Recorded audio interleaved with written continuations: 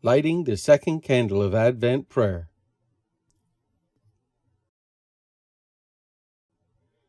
O Lord, stir up our hearts, that we may prepare for thy only begotten Son, that through his coming we may be made worthy to serve thee with pure minds. Through Christ our Lord. Amen.